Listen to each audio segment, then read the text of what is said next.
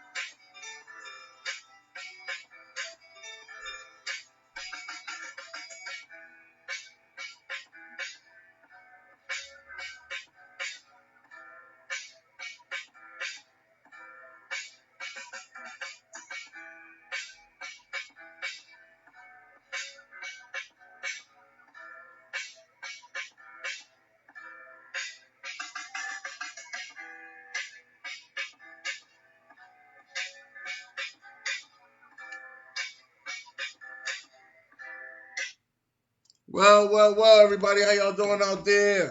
Wake up, wake up, wake up, wake up! It's the Side Jawn. If you're looking for love, watch the Side Jawn. Big side Joan. The Side Jawn. I'm here with my co-host Sharon. Mother Sharon, how you doing, Miss Chocolate Girl? The chocolate girl is live and in full effect.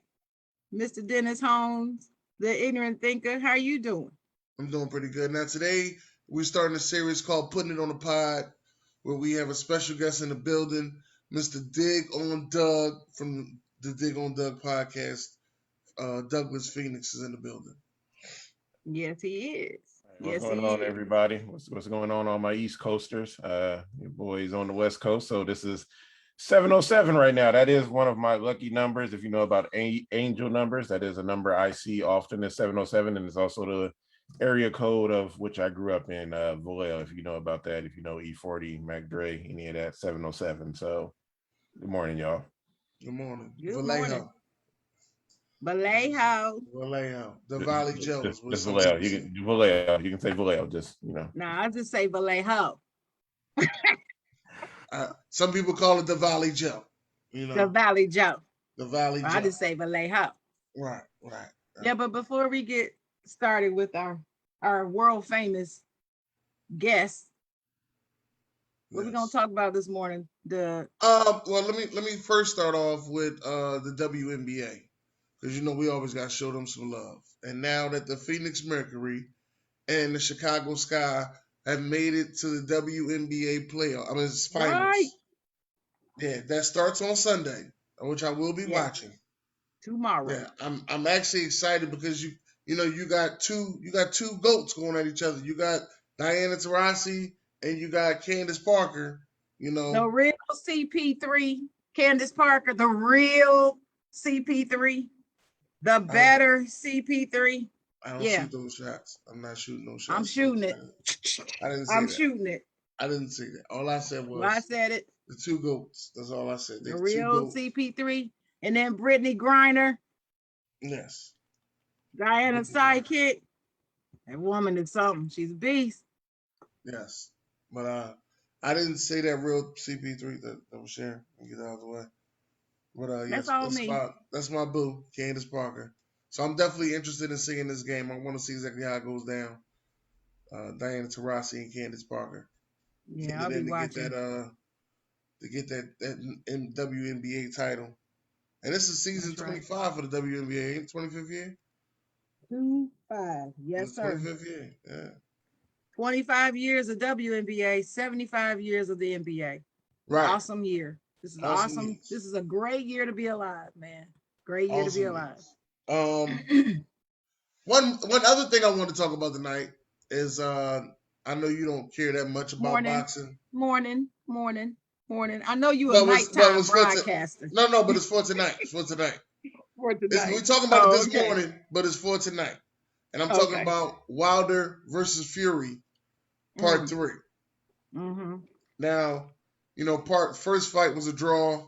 Second fight, Fury changed his trainer and he beat Wilder. This third fight took so long because of the pandemic and everything. I believe Wilder, and I'm going to say it here, I believe Wilder has a chance to win this fight because he changed his trainer. Usually Wilder just believed in, his punching ability that he was always going to knock somebody out. And it was working for him until he found somebody that was his kryptonite. So, in tonight's fight, I'm taking Wilder. On the second fight, I took Fury, but tonight's fight, I'm taking Wilder. It's been a while since I've seen the trilogy. Well, let me say this to the folks. Hate boxing. I don't like any fighting sports. Everybody that knows me well knows that. I go way back to the Muhammad Ali days, and I used to love boxing back then. Tyson, loved boxing then. But after that, you just hate it now. Oh, okay. All right. I just don't like it now. Okay. I don't know, for various reasons that I won't get into on the Side Jawn this morning, because we're not focusing on that.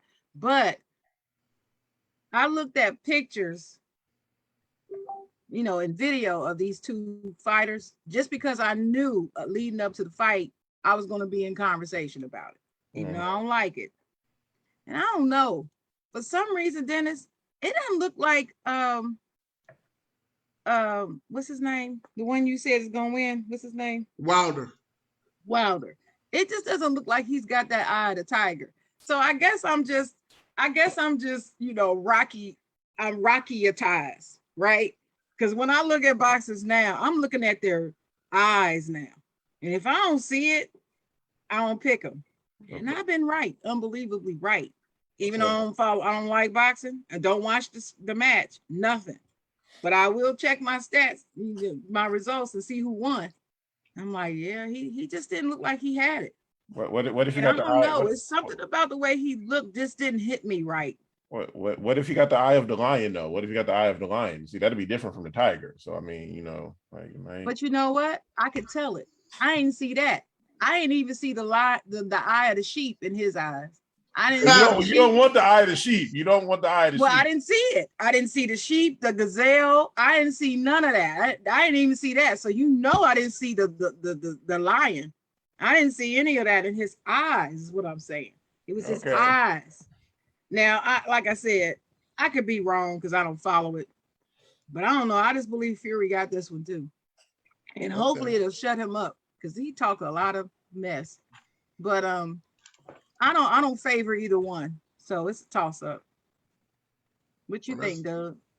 I mean, I'm not like similar to you. I haven't been into the world of boxing since basically the Tyson era, when like you had to go watch a Tyson fight and order it on pay-per-view, and you might miss the fight if you late to the party and everything. So I mean, I like, with no sense of anything or no background details or anything, I'll go with Wilder just to go with Wilder. I know a lot of people are anxious and everything about this match and all this stuff, but on Saturdays it's college football. Like, I mean, it's just that's where I'll be at. So I ain't mad at you for that. Yep, it's game day. One thing we definitely are going to talk about. We usually talk about COVID because it's done took over the world and it's still around, and people don't believe that it's around as strongly as it is. And we send to get well soon out there to Czar. You know what I mean? I know he has it, but he's coming along. He told me feeling better today than he did yesterday. So now people that are not vaxxed like myself, but I'm soon to get vaxxed, but I'm not vaxxed. It's starting to become mandated for jobs and places that you want to go to. Like I want to go to a lot of sporting events and travel a lot. So I'm definitely gonna have to get vaxxed soon because it's becoming mandatory almost everywhere. New York, California, those are the main places that I do go to. But American Airlines has told their employees that you either have to get vaccinated or you get fired. Do y'all feel as though that's fair? I do. What do you? Well, let our guest go first. Yeah, Um, The when, philosopher. Yes, when deep you thought, yes, Doug. philosopher, yes. when you live in a country that is built off of illegal practices to build your country up in the sense of slavery. I mean, it's almost in the sense anything is game. When it comes to this kind of stuff, it's liabilities. I mean, it's liabilities, and no company. You look at it, because people want to say like, "Oh, is this fair, unfair?" All this stuff. Business is business. Like business is a different breed of anything. And at the end of the day, any company, any organization, you are going to protect your bottom dollar. You're going to protect your bottom line. And so, and the thing is, even if we go into the moral standpoint of this and everything of what it is, um, you want to protect your employees and your customers to the best of your ability. And so, if you know that there's something out there that can potentially cause more harm like this, you're going to do the best of your abilities. I mean, hospitals are suspending their folks if they're not um, vaccinated and everything. I mean, I work in education, higher education, like students and all have a time frame to be vaccinated and everything. It's not like I could see if this was like still a conspiracy theory kind of thing, or if it was something that was just for the elite. But this is for everybody. So, I mean, businesses have the right to do what they want to do. I mean, it's just like no shirts, no shoes, no service. Same thing. Mm-hmm. Yeah, and that's you put that perfectly. This is a matter of public health. Just two words. That's all you got to do is define public health. I challenge people who disagree to go look what public health is. And then I don't know about all the rest of the 49 other states, but I know here in North Carolina, the North Carolina Central University has an excellent public health program. Mhm. So does the University of North Carolina, Chapel Hill. So Bless you. does Duke University. Mhm. Okay. Thank you. And go to either of their websites and to their departments and look at the public health department and what their credos are and why they even have a degree called public health and what it is about before you come to me or anybody else with your conspiracy theories about what this is supposedly truly about. It's not about money, even though it is about money. It's not about money because as a business, I'm in business to make a profit. I can't make a profit if you're infecting our guests because you refuse to get vaccinated, because you refuse to decrease the chances of actually contracting the virus. Vaccines, you have to also understand what a vaccine is supposed to do. Vaccines are not a cure. Vaccines minimize the chances of spreading the disease. And it doesn't minimize it by 2%. No, no, no, no, no. It minimizes it by a huge margin. Huge margin. And as I stated to someone in one of these sports groups who keeps challenging this issue, there's a news broadcaster here that I follow.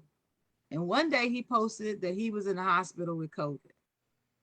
This man is, I think he's 62, relatively healthy before. I think he might have had diabetes. I think he has, or something. I don't know what he has, but he has something that's in that category.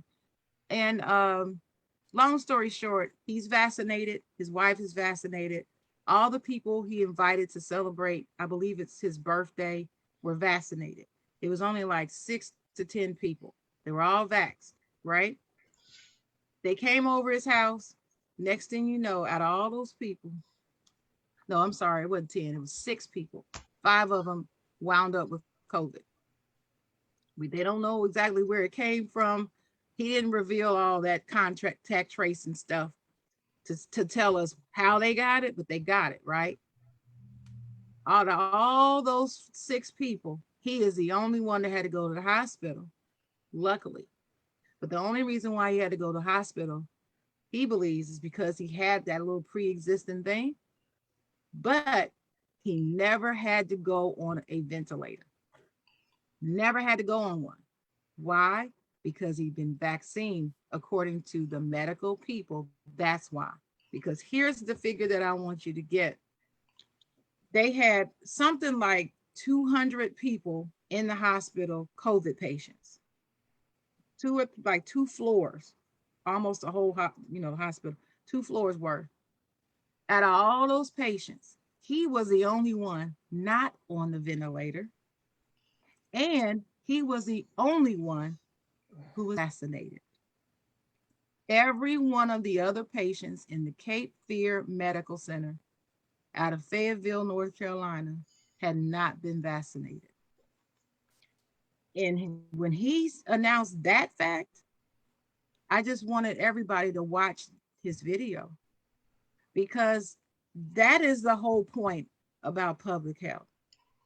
There are things that you have to forego. You have to forego your own desires to protect the public health for a reason.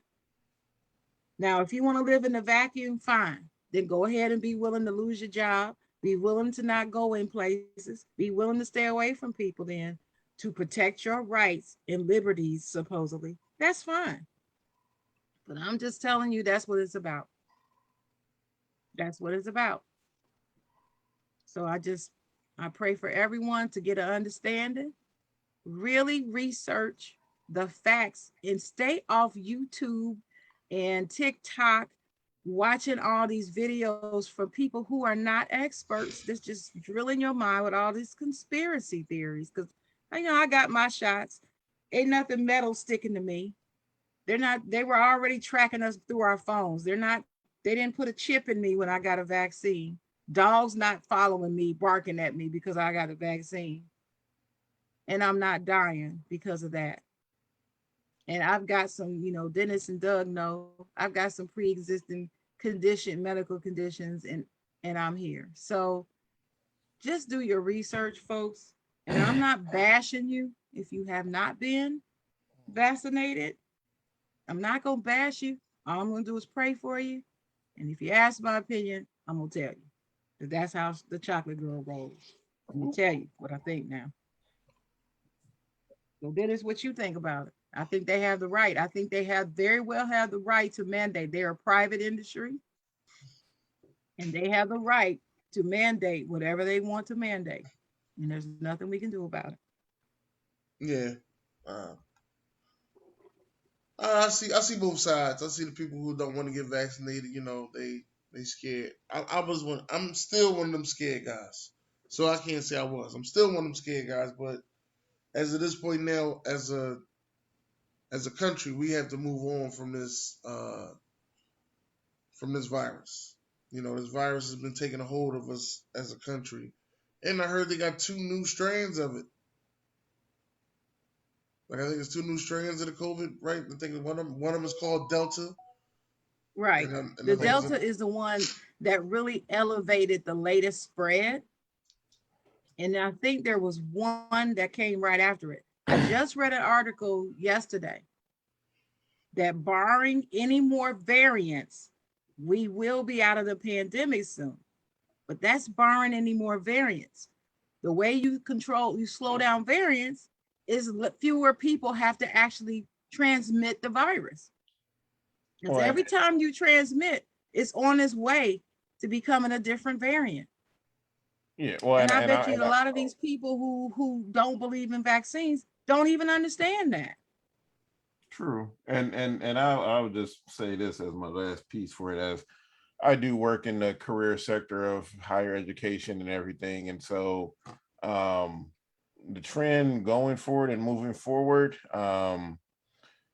companies are gonna start and some employees, I think it's been more so on the employee side of people applying for jobs and stuff, and on their resumes or on their LinkedIn accounts are putting that they are vaccinated so employers don't have to worry.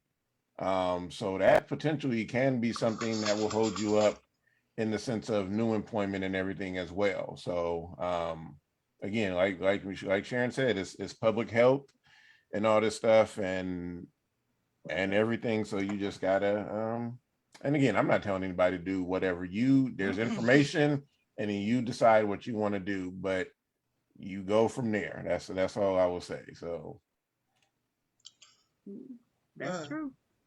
But That is yeah, I good. mean, it's really important. But it's good that we can get together and talk about this on this I podcast, didn't though. say that real CP. Podcasting is reaching so many people. So I'm hoping that a lot of people, new listeners, new viewers, are watching the show and they see this podcast and say, "Hey, you know what she talking about? Who? What public health? What is that?" And look it up and actually learn something from it. That's the whole goal of podcasting: is get your message out. Hopefully get a message out, whatever your message is, good or bad. It's not. Podcast industry does not discriminate, Sure doesn't. but it's growing though. Podcasting is growing. It's not Yeah, going to slow down when I anytime. It's just growing. when I started podcasting, it was 700,000 podcasters out there. Uh-huh. That was 2017. Wow. Now I Well, think it's it's at only, about almost 3 million. yeah. You can find a podcast on just about anything, any subject matter that you Right. want. But I mean, it's growing, but it's easy to understand why though, Dennis, because anybody can start a show from about any location in the world, Right. just about anywhere. But getting started is simple, but there are some challenges, as everybody knows. Everybody's not strong technology and all that, and you want it to look a certain way, yada yada yada.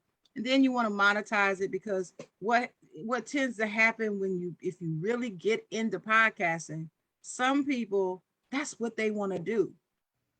And in order to earn a living at it, they have to monetize so they can quit their job and be a podcaster or whatever. And I've seen people do that and they're doing very well. Other people, not so much. So you just have to keep, working at it. It's not very easy to get monetized. It requires it requires time and it requires patience and a plan and all that. So uh, there's some things that could possibly challenge you or be obstacles in the way, but that's kind of where the thought process was when we came up with this brand new series called Putting It on the Pod. Putting it on the pod, as in the podcast. And today we have somebody with us who is not going to let those challenges of podcasting stop him from doing his thing in the industry. So, Dennis, go ahead and reintroduce our guests to the listeners, and we can start, Ladies and gentlemen, let me introduce introduce y'all to interacting with the the man. right. Yeah, ladies, let me introduce y'all to the educator, the deep thoughter. Um, I would The call him, philosopher. Yes. AKA, Yes. this is my show. let me let me also say one of the most interesting podcasts I've been on. Let me just say that. One of the most interesting podcasts I've been on. Every time I'm on this show, I'm like, oh, let me get some water, something. There's gonna be some deep thought over here. Doug always got me on one. But ladies and gentlemen, this is Doug Phoenix, aka Dig on Doug Podcast. Doug, how you doing, man? I'm good, man. Again, just happy to be here and happy to talk about life and podcasting and all of that which it entails. Yeah. Welcome, Doug. Now I remember when I met Doug, Josh and Donovan had me come on and, talk Eagles with Doug. And, after that, I think I've been on every show since. Yeah. And Doug was telling me he had a podcast, and I'm like, well, Doug, what you talk about in your podcast? I talk about a couple things. And I was like, are you gonna have me on? Like, yeah, I have you on. You know what I mean?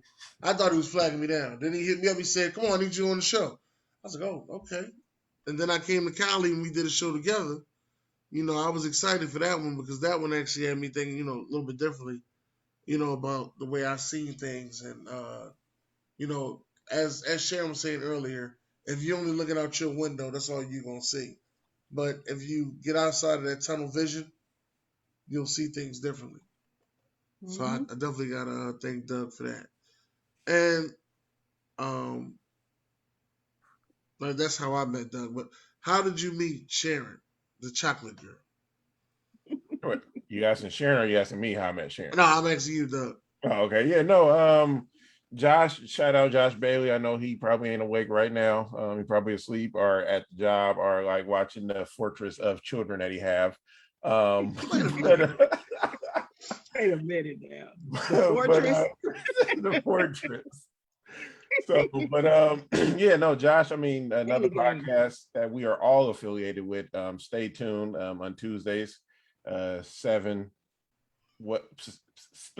Pacific Standard Time, and then 10 Eastern Standard Time and everything. So yeah, Miss Sharon came on there, and then we were just talking sports and everything in life, and just things blossomed. And I mean, she is the first lady of Stay Tuned. So that's how we got it rolling. Wow. That's good. That is definitely good. Now, thank you. Now here's one of the questions I have to ask. You are one of the podcasts that I know that is audio only. Mm-hmm. What made you go strictly audio only? Outside of the editing of videos and everything, I love audio because it takes me back to being a kid, and it takes me back to being young, and it's just listening to the radio. And like, you get to imagine again. Like with a podcast, with an audio podcast, you get to, in your brain, use that side of your brain that puts the show together. Like, there's a couple of podcasts that I listened to and were audio only, and then they did video, and I was like, oh, they don't look like at all of what I visually put in my head. Like, totally different. And so I love the imagination of that. Like, even like when I do my podcast, I wonder, like, where will people think like we recorded this at? Like, what would, like, where in their brain will the visual and everything be? Plus, I love the aspect of audio where you don't have to be, in a sense, focused on something. Like, I listen to podcasts, I'll play video games, I'll clean the house, I can drive, like I can do all this different stuff. But when there's like a visual, I feel like obligated to make sure that I'm there with you still. Like I want to look at the screen, I want to be there. But with an audio, I can go about, do different things and task in a different, because sometimes I listen to a podcast when I'm working out, and like I get different things, and I'm like, oh, okay, like, oh, they said that, and like that element of it really intrigues me. I did one visual last year called the OVR Awards, the Overrated Awards. And that was cool, but I really enjoy more so the audio and letting people's brain and imagination take over and explore. Okay. Now, you woke up that morning, you said, I'm gonna do a podcast. Oh no, it didn't work like that. It didn't work like that? No. So let me hear this. Hold on. So the way that the podcast came about, this podcast, I never had the idea of what this podcast was. Like, I'll say it was a birth of many different iterations, because the first time when I thought about podcasting, I was going to do a podcast with like my friend who I went to undergrad and grad school with, and male female dynamic, almost kind of like a his and hers kind of thing, but we're going to just talk about life in general. And I'm not going to say the name because the name is still sitting out there that may get used eventually somewhere down the road, but a very good name. Keep it in your pocket. Yeah. So I'm going to keep that in the trunk. So, but we were like, and then just distance grown, life happens, some changes happen and everything. We're still friends, but just not how we used to be. And I was starting to really think of like just life and the conversations that I have, I'm always having good conversations with people. I like to really have conversations with people and explore their viewpoints of things, their thought processes, where did they come, where did they going, where they're at, and all this stuff. And I remember at my old job, I would ask students and I would ask like coworkers and stuff. I was like, if I started something like a YouTube page or something, I was like, would you check it out? And they were like, yeah. And I was like, oh, okay. So still, this is just like the stuff wasn't even on the stove yet. I like to go in the sense of one of my metaphors whenever you're developing something in life, you're in the kitchen. Now, either you're cooking the stuff, either it's in the fridge, it's in the cupboard, maybe it's on the counter. So at this point in the process of all of this stuff, I would say it's more so in the cupboard. I'm like, oh, okay, like it's there. I just don't know what to do with it yet. And so then I was like, then I got to the stage, I was like, okay, if I do this, I need a name. And I'm like, oftentimes it's hard for me to come with names up things for myself, sometimes depending. And so one of my coworkers, like who I wouldn't have guessed at all, like not at all, like he came to me and he's like, what's funny enough, Miss Sharon, he's a Steelers fan.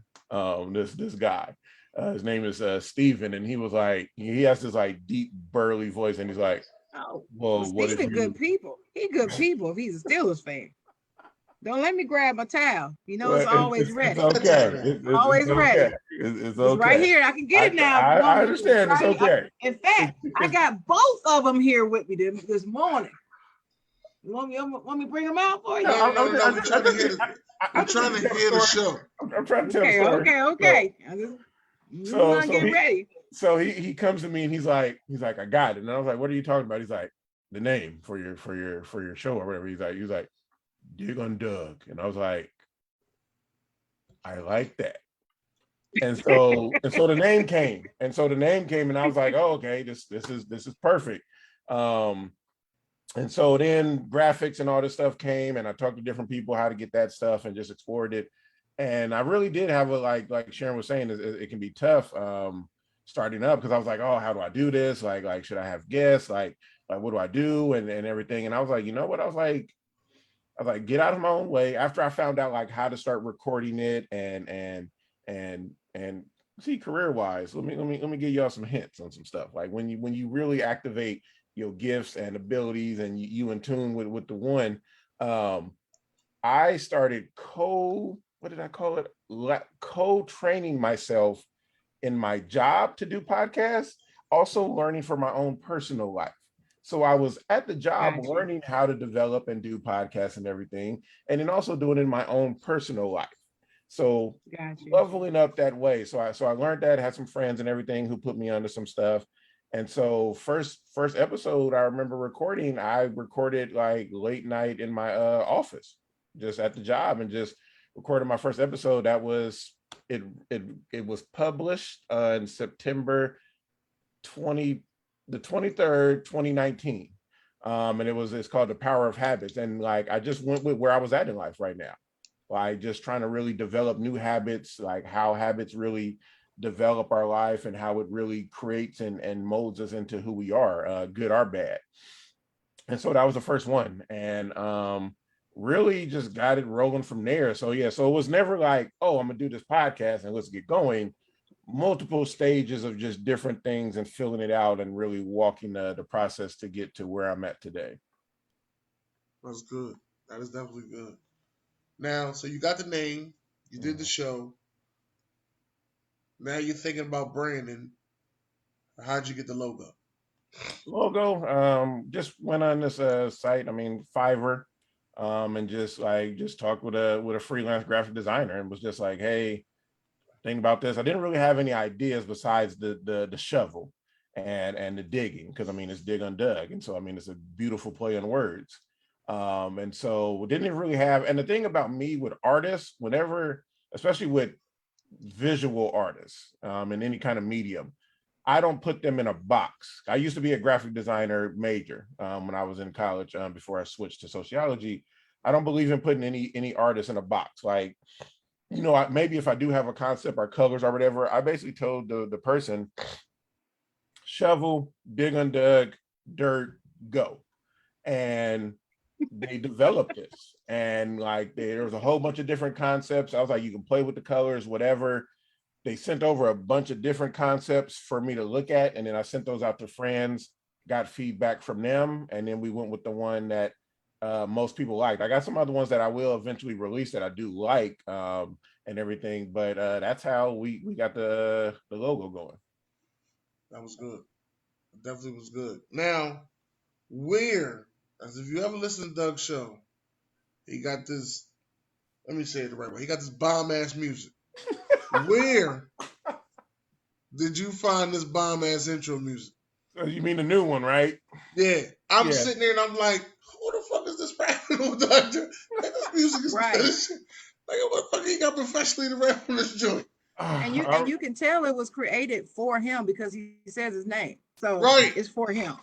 Mm-hmm. So that's my boy. Shout out to Hugo Monster, the rapper out here in the Bay. That's my boy. Like he helped like teach me, like he works in IT and everything, and he also was the one showing me like how to get this stuff started, how to like post it and everything and get everything rolling. And so like eventually he's been on the podcast a couple of times for just different stuff. We have a fun episode called we getting old. That's very fun on there. And I asked him one day, and I was like, bro, can you get me, can you lace me with an intro, bro? I was like, I trust and believe in you. And I just gave him time. Like there was no like, get this to me in 2 weeks. I was like, bro, just, he's a family man and all this stuff, kids. I was like, just get it to me in the time that you can. And again, I don't put the artist in a box. Like he knows the podcast, he knows me. And I was like, have at it. And so he had at it, and man, everybody, whenever they're on the podcast, and as I get rolling again, whenever they listen to that intro, like they love it. So shout out to my boy Hugo. That's good. That's good. Make sure y'all go support him. Check out his music on all streaming platforms. Hugo Monster, like he real. He on YouTube as well. Like HUGO Monster. Mm-hmm. The real word monster, not monster or nothing like that. Just monster. No, yeah, Monster. Okay. Okay. All right. That's the guy. Now I've been around you when you come up with topics.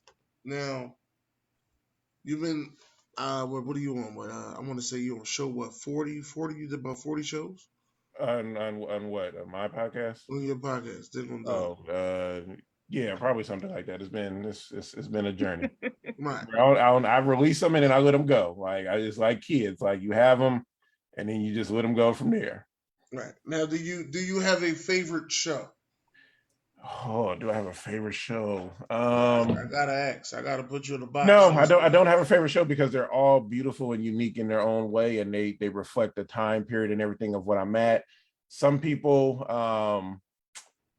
there's been a lot of conversations and stuff around the what is that episode name from season 1? I'm in season 2 now.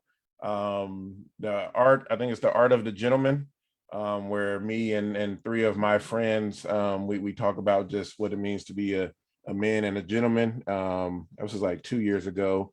And then also another recent one I do like as well. Again, I don't have any favorites, but another one that I do like that comes to my mind is I believe it is called I think it's Black Women Are Exhausted.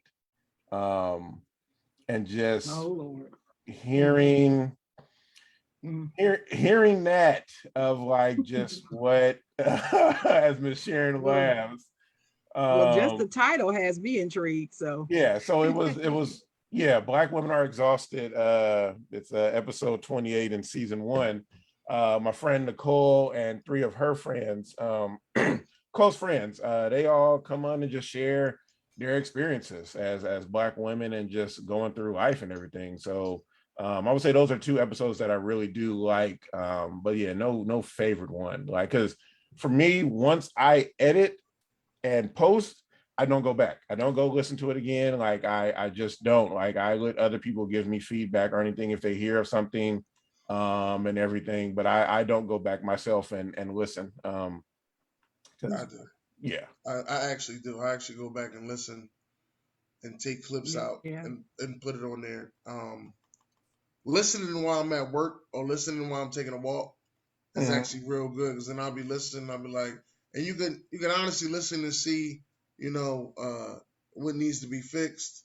How's your audio sound? It was things I had to really sit back and do. Like So I make sure I try to listen to the show at least twice. Mm. Every show. And you know, I do a lot of shows. So I try to listen to every show twice. So Mr. Take Your Podcast. yeah, that's what you name Yeah. it, Mr. Take Your Podcast. So and I just been sitting there and I was like, and I've been thinking, I was like, so what made you go um not the typical sports, because you're in the sports, you're a sports guy, not a sports podcast, not a music podcast. You do like music. But you took this approach, you know, more of the deep thought, digging Mm. on the. What made you take this approach and not go no other route? Because it's a reflection of me. Yes, I do like sports. I do like music, but I love life more. And there's so many more complexities to life and the conversations that I have with friends. Like basically, the envisionment of my podcast is literally just reflections and conversations that I have with my friends, my family, myself. One of the episodes that come to my mind is I think about when this pandemic first started to happen and like we went into shelter into place and like just an idea that came to my mind was like, man, this is gonna suck for I'm an extrovert. I was like, this is gonna suck just being at home. I live by myself. And so I got some of my friends on and we just talked about that. Like it's really I enjoy the element of just sitting down and having a conversation with somebody. And so I didn't want to, and this is no knock to like anybody else or whatever what you're doing. I didn't want to limit myself to just one thing because life is so much more than just one thing. And you can bring all the different elements into something. I mean, we talk about sports, but we can take sports into real life stuff, and we can take real life stuff and then take it to sports, to video gaming, to all these different elements. Like there's so many more all of you, I mean, Sharon and then it's just you yourselves, there's way much more complexity to you than just sports. And in the sense, I'm not saying like, oh, it's just sports, but and the thing is, like, I used to have visions back in the day of wanting to start like a sports podcast or show. I even like my barber, he was reminiscing about that the other day because I wanted him on like this show if I eventually created it, like molding it in a sense after ESPN and all this stuff. And he's a Cowboys fan, so my barber's a Cowboys fan, but he does great work on the head and the beard. but but there's so much more complexity, and especially as a man, you throw that like, so we need to talk about more things, and then we can intersect all of that different stuff. So I love that even my topic, my name of my podcast is general enough. It's like whatever I'm digging on is what we're going to talk about. So yeah, I didn't want to go in just one lane. I wanted to go into all the lanes and really explore all of that stuff. And I know that can be difficult for some people. Like, sorry to cut you off. And I know that can be difficult for some people because they're like, oh, well, like I don't know, and I don't know how to. But it's like this is just, it is truly a reflection of who I am and how I think and how I feel. Right, and that's similar to how Dennis, and he can speak on this too, came up with the concept of this show. Because when he approached me about doing the show on a Saturday, I thought that it was just going to be sports at first, until he said, no, I think we should talk about sports too, but some of everything. And I said, okay, that's me, because you're right. I am interested in many things. I love sports. I mean, I love sports, but I love discussing other topics as well. So I was really excited. Of course, we don't forget the love of sports. That's what brought Dennis and I together, because we met through the glue, Maurice Samuels out there. Shout out to Donovan. And we met through him, and doing a sports show, Talk Your Ish Tuesday. So that's Tuesday night before. Stay tuned at 8 o'clock Eastern time. And that's how we met. And that's our first love. So we do try to make sure we have a sports mention on every show. Sometimes we've left it off and just got right into the interviews on the other topics. But sometimes most of the times we will mention some sports too. But you're right. We're complex folks. We're interested in more than one thing. So varying the topics can drive interest in your podcast as well, if you're out there considering doing podcasts. But then there's a market for everything, though.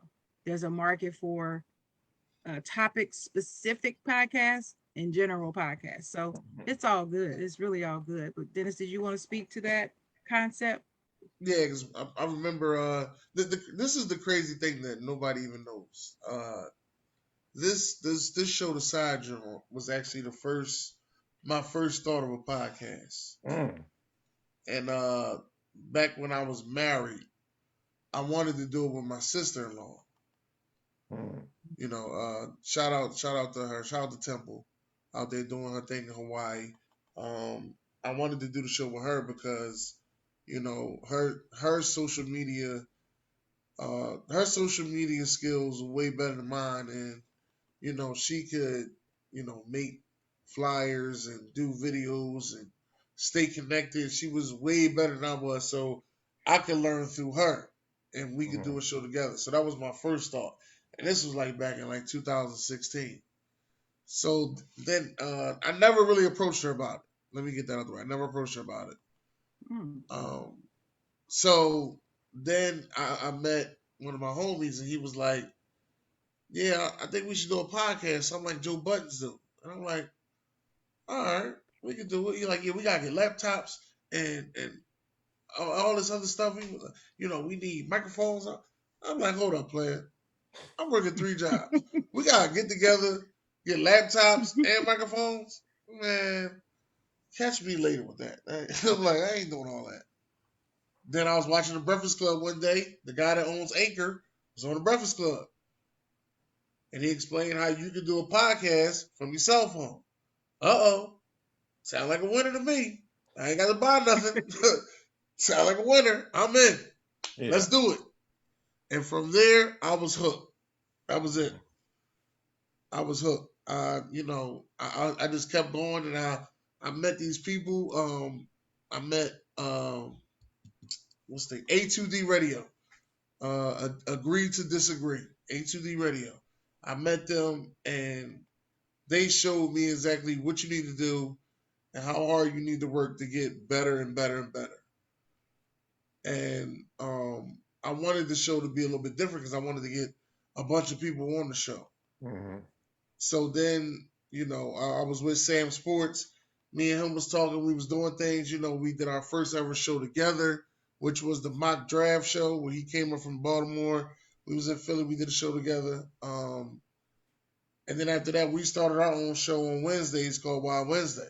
Make sure y'all tune into that every Wednesday, 6 p.m. Eastern. We on season 3 on that one. But we started the show after that. And that one was strictly audio. We would ask 5 questions, strictly audio. It was about 10 minutes long. Who, what, when, where, and why. It grew from that to then I met Rise Up. Rise Up introduced me to the Zoom that I'm on now. Shout out to Andre Torch Robinson and everybody in Rise Up. They introduced me to this, and this was like I got a new girlfriend. Like I really this was you know you got a new girlfriend and y'all doing everything you want to do. That's how this was to me. I was like, oh, this is everything I wanted. And one of my favorite shows was Pardon the Interruption because they had a bunch of people that was just around just talking. I was like, this is it. I got it. After that, I took off. I went and bought another laptop, took off, and I became Mr. Still Your Podcast, as you call me today. That's how I became Mr. Still Your Podcast, as you call me today. But at the end of the day, I still ain't got, you know, no problem helping nobody out. Yeah. I don't have, you know, no ill will, nothing like that. I just love the podcast. I love the game. I've seen people take their podcast and first start, and then I've seen them grow to being the #1 podcast in the country, which is $1 Million Worth of Game. One of my favorite podcasts. Seen them go from their first show till they're now at their about 140th show.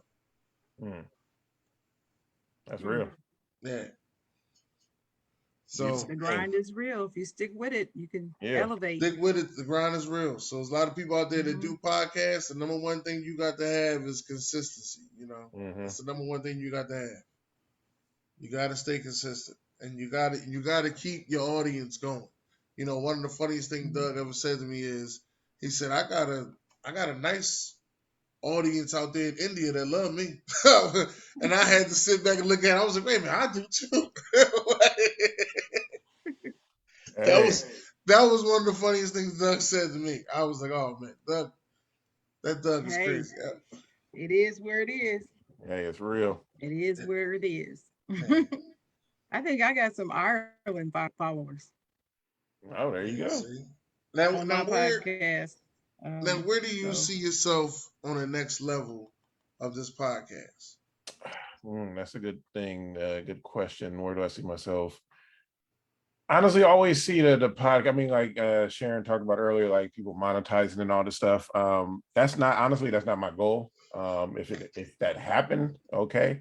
But I do this for the love of it, just for the fun. Like, I mean, it's like almost any entertainer in some way, shape, and form. That when you really do it for the love, this is honestly like a transformation because there's other avenues and things that I want to do in my life that I would say the podcast could, in a sense, feed. One of the things and goals I have in my life is to be a traveling motivational speaker, and just bring that element to the world and everything as well. I just see the podcast as part of that. Not saying that I would stop it while I'm doing that. I would do it jointly, but it's a growth thing for me. And I mean, I have visions and ideas and thoughts of my life and things I want to get involved in. The podcast is really just a space for me to just have, again, conversations with my friends and bring them all together and like let the world know that you're not alone with these conversations and stuff we have. So often we have conversations with ourselves or with our friends and we're like, our family, and we're like, oh, like this is crazy. Like we haven't, like we're the only people going through this. Like one episode that I'm looking forward to eventually have is with my brother. I have an older brother who we have the same dad, different moms, and we didn't grow up together. And I talked to him about this a couple of years ago, maybe a year or so ago, and he's down for it. But I want to be able to have that conversation because I've never heard a podcast conversation in the sense of talking about brothers or family members finding each other way later in life. We found and connected with each other in our 30s. And so Wow. I didn't know about him growing up. I think he said he knew about me like a little bit and like the other siblings that we have together. But that's an episode. I want to just have like those real life, different kind of conversations, and sports and everything be in there. But like, I'm way more infatuated and intrigued with that real life stuff than the sports stuff. Like those are the conversations, those are the pieces that I really want people to be able to gravitate towards and really have like, oh wow, that like episode was like crazy. Like my oldest brother, who I was raised with, he's listened to some of my episodes and he was like, wow, he's like, I didn't know that about you, and all this stuff. And so he's even finding out stuff about me through the podcast and everything. So it's really just a place to have these conversations, to grow, to be able to think differently, to be able to think at a different level. Like it's all about digging. Like, Dennis, when we sat down and had the episode that we had, like, it's like you just get these opportunities to really think in things in a different way. And I've been blessed with these skills. I mean, like some people are like, how do you get this? Like, I've just been blessed with these and I've trained them like to interview, to do all this stuff. I like interviews and everything. And so it's really a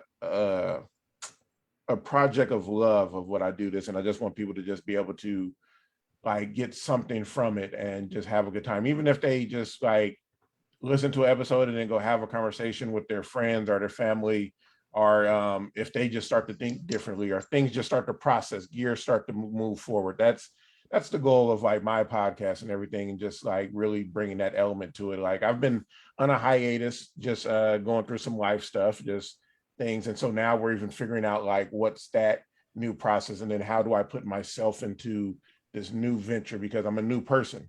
I mean, my last name is Phoenix. Like Dennis said, I'm always rising from my ashes. So, what's this new element of the podcast and everything?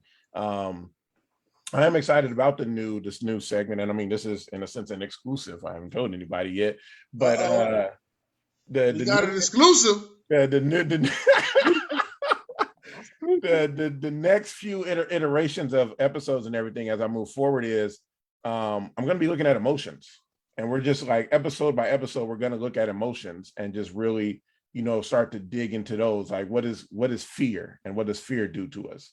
What is love, like what is just all these different things, and really looking at that in a different lens and have different people in their perspective on all of this stuff. So that's where my brain is right now. And I don't know if you're going to ask this question. I think you were talking about it earlier, but for topics and ideas, they just come to me. Like in my phone, I have like a list of like topics and stuff that I want to do. Like the list is long because ideas come to me like this. I'll be like, oh, this would be dope. I was in a therapy session just yesterday and I'm talking to the therapist and I was like, oh, that needs to be a podcast episode. So I wrote that down and that'll eventually be an episode. I'd be like that too. I just be sitting. I'll be sitting on here talking to Sharon, and she'd be like, "Yeah, well, we." I'm like, "Hold, wait. Let me sit down. Let me put it in. As long as I put it in the chat, I can always go back to it. Let me put it in the chat. I can always go back to it. That's like my receipt. I put it in the chat. Yeah.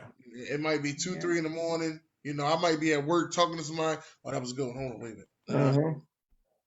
I'll put it in the chat, and I always go back to it and listen to it and try to see. Okay, let's see where I'm gonna put that show at.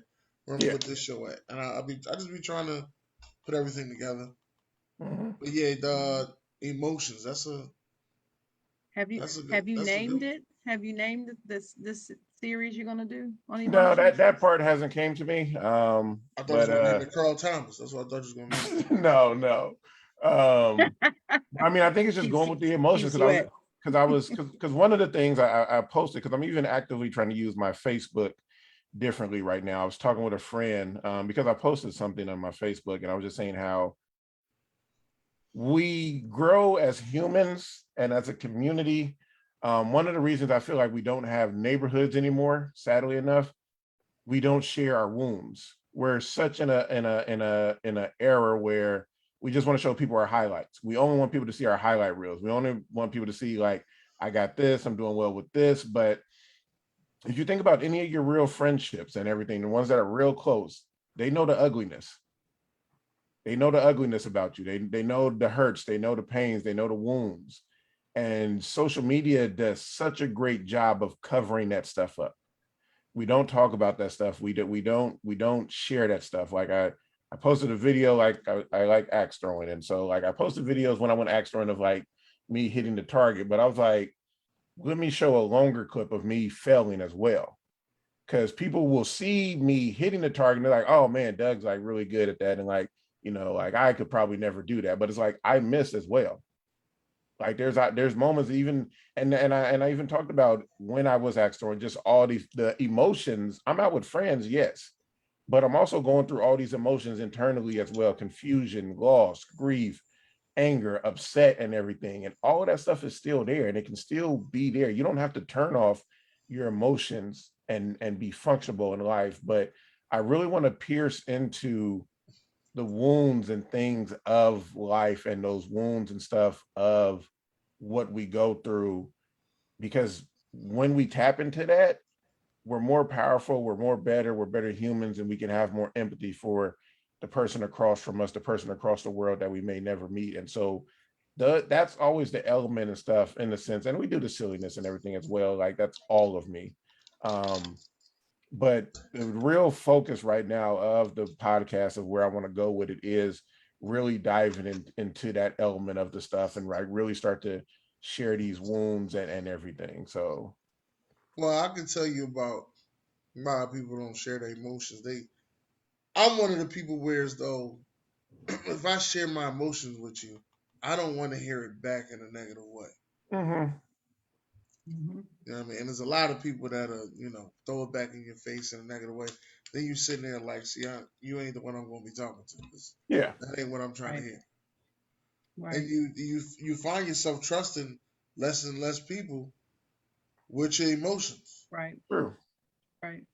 And that's why a lot of people actually will pay to go to a counselor now, because they're like, I can trust him with it. I ain't got to see him no more.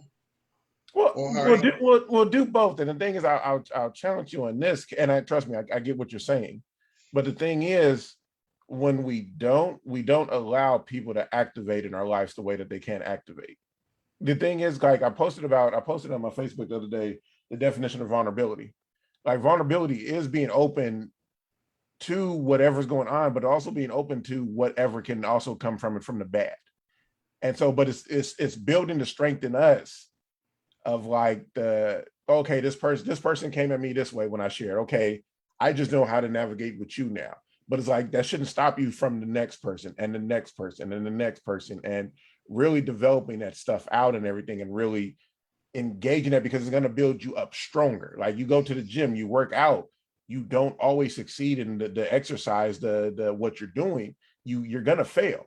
There's going to be a moment of like, oh crap, like I couldn't do this. But then it's like, okay, like, let me train a little bit different now. Maybe I lower the weight. And this can be the same when you talk to people. Maybe I lower the weight when I talk to this person this time. And then, because maybe they're just not ready for that.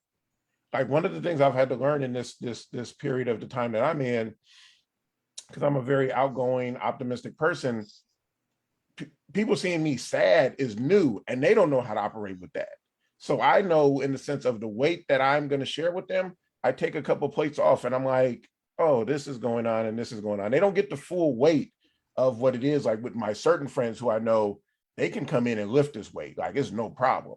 So, but it's like, but if we just keep going, like you said earlier, like what Sharon was talking about before the show, if you go on with the tunnel vision, I can't trust this person, your heart's going to grow colder and colder every time, and you're not going to be able to share with anybody. So it's being secure with yourself enough that, like Charlemagne said, you know, you watch the Breakfast Club, own your own ish. Yeah. Own it. Like, because it's like, I'm going through this and this sucks. I believe in this and this sucks, until something changed. And if you don't agree with it, you don't agree with it. But for me, I know what this is. But then the beauty of it, because what the beauty is, and one of the beauties of my life recently is seeing how people activate in my life with the pain and stuff I've been going through, and how they're like there. And they're like, Doug, like, what's good? How's it going? Like, oh, okay, Doug, like, you just need to go do something that's fun. Let's go do something that's fun. Are they just sitting there talking? I mean, as you can currently see right now, I'm a talker. So they're like, because I'm usually the lifter in their life. Yes, Miss Sharon, I know it's surprising. Usually I'm the person like creating that space and everything in their life. But for somebody to give that to me is like a reward. Like, that's better. If I can have a good conversation with somebody, that is better than any gift, physical gift I can get. Like, no lie. Like you go with the love languages, quality time is my number one love language. And so if I can have quality time with you and just talk and be open and everything, no gift can match that. I can have nothing. I don't even know. Wow, we're similar. I've taken the test. I've taken the test, but I don't know my number one love language. I forgot. Well, we need to do that again. In fact, let's put that in the chat, Dennis. That's going to be a show. And we'll have Doug back to participate in that show. We'll talk about the 5 love languages. Oh, give me some time, because I give me some time for that, because I just got the book and I'm going to read the book as well on the 5 love languages. Oh, okay. Yeah, it won't be next week or anything like that. I've read the book twice. I got the workbook, everything, and I believe in it. And I actually watch for signs of what a person's love language is when I deal with them. And I'm pretty accurate with it now. But Doug, I just wanted to say about what you were saying. I see Dennis's point, and I see yours as well. Not that they're polar opposites, because they're not. I just I see both sides of it. You know, I love stories. So quick story.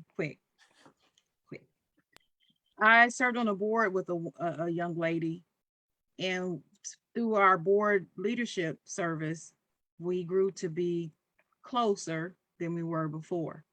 And at this time, this was a really tough time for me while I was serving, because I had just lost my father, and I had found out my mom had cancer, and she was going through her fight, and it was really, really hard time. And during this time, it seems like my relationship with my sister was like tenuous.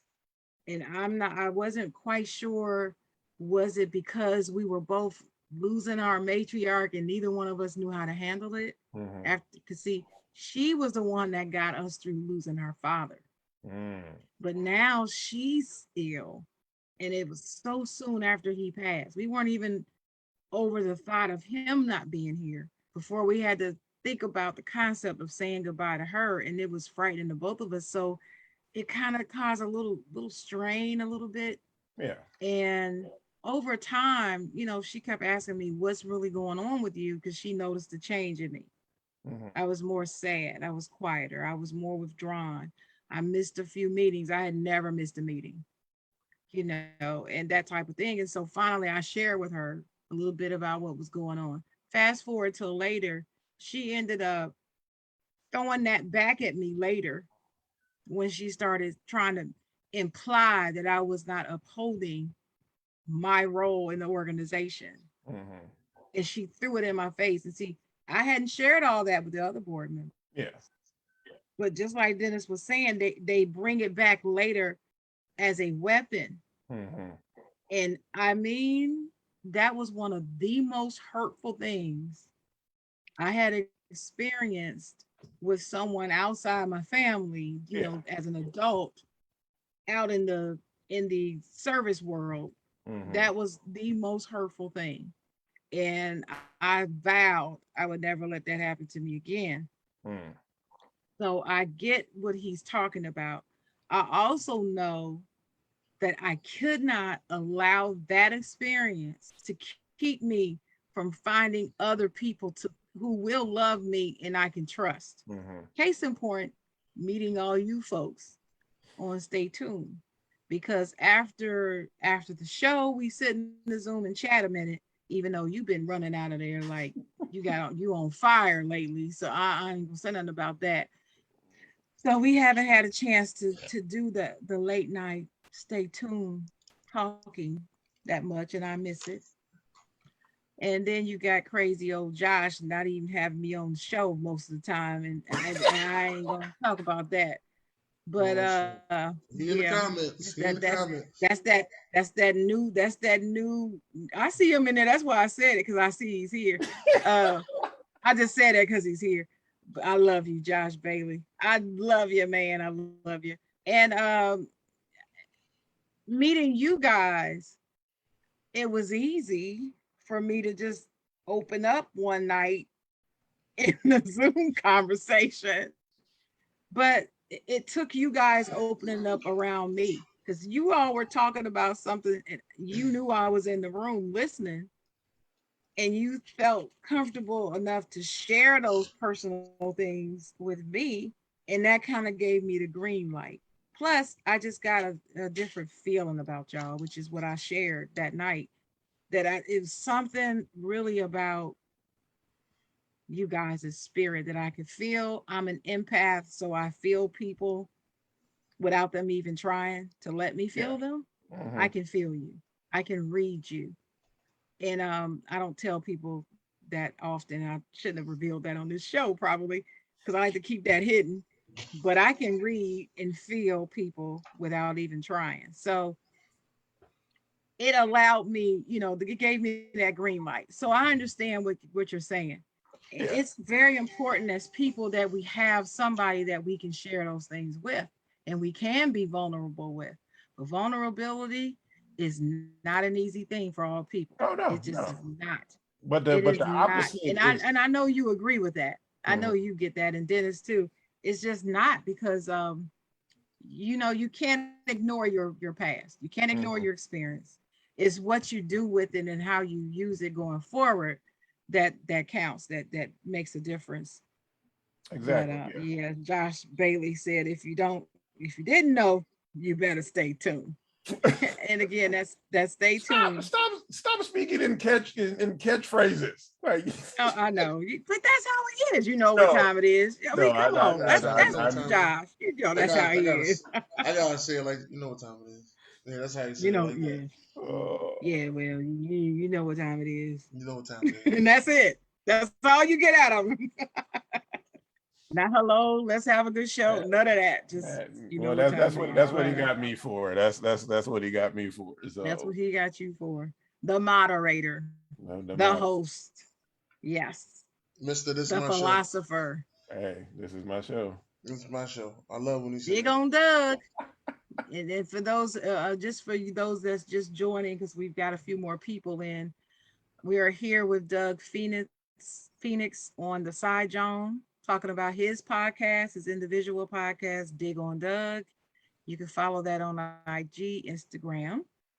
Are you also on YouTube, or where else are you? I am on YouTube, but we got to develop that a little bit more. The OVR Awards is on YouTube, but I'm on all streaming platforms. Like go holler at me Oh, on okay. Spotify, and always feel free to email me if you. And the thing about me, like send messages, like let me know what's going on. If you think a topic you want me to cover and everything, like I want to engage. Like you were talking about, Sharon. Like I'm big on community and really like we're in an era that there's not real communities. We have shells of communities, but technology gives us a falsehood of community. So I mean, I'm all for communities and building those and like really getting involved in everything in those and relationships. And like you're saying, the vulnerability takes time. You can't force your way into somebody's life. I've had people who have tried to do that.